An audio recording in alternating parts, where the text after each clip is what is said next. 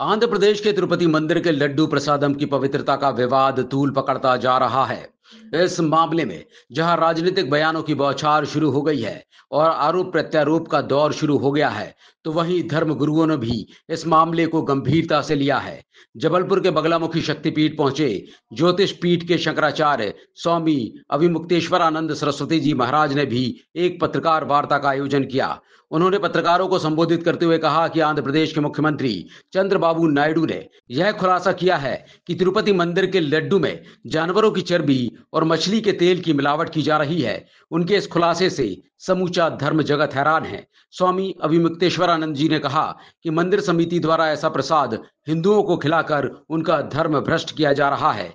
उन्होंने कहा कि यह करोड़ों करोड़ सनातन धर्म को मानने वाले हिंदुओं को उनके धर्म से वंचित करने की बहुत बड़ी साजिश है, जिसका पर्दाफाश होना बहुत जरूरी है और इसकी उच्च स्तरीय जांच की जानी चाहिए।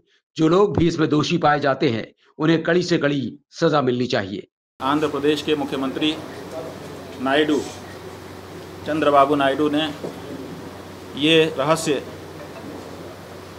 हटाया है और इस बात को सबके सामने लाया है कि विगत कई वर्षों से तिरुपति देवस्थानम ट्रस्ट के द्वारा जो भोग प्रसाद बनाया जा रहा है, लड्डू विशेष करके, वहाँ का लड्डू विश्व में प्रसिद्ध है। सब लोग आते हैं, लाखों की संख्या में प्रतिदिन लड्डू बना करके लोगों के द्वारा प्रसाद के रूप में उसको खरीदा जाता है और ले जाया जाता है।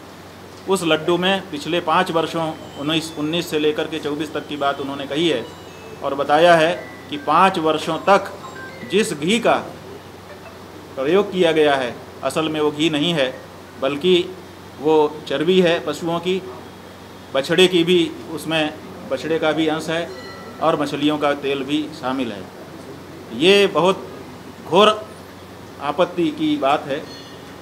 करोड़ों करोड़ जो हिंदू हैं, सनातन धर्मी हैं, उनको धर्म भ्रष्ट करने की ये चाल हमको दिखाई देती है और ऐसा लगता है कि ये जैसे तरह तरह के षड्यंत्र चलते हैं हिंदुओं को उनके धर्म से वंचित करने के, उसी तरह की ये कोई चाल है जिसके कारण हिंदुओं को इस तरह की चीज़ प्रसाद के माध्यम से खिला दी गई। भगवान को ऐसी अभक्ष्य पदार्थ का भोग लगाया गया और उसको प्रसाद के रूप में वितरित किया गया।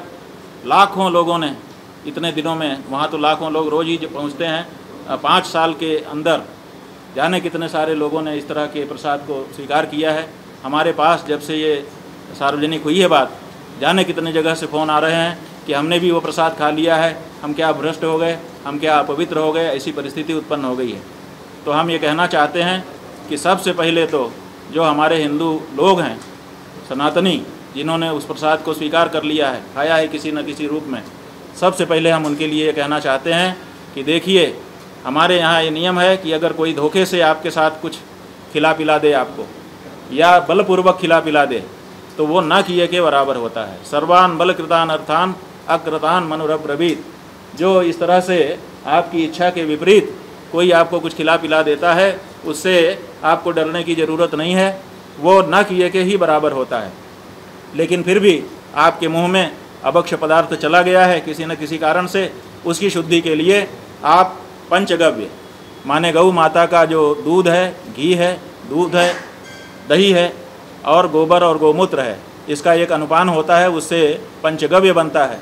उस पंचगव्य का प्राशन करने से शरीर के अंदर जो पाप घुस गया है वो समाप्त हो जाता है।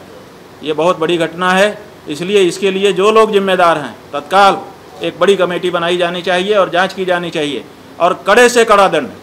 करोड़ों सनातन धर्मियों के साथ ये छल किया गया है, उनको भ्रष्ट करने की कोशिश की गई है, इसको सामान्य नहीं समझा जाता है।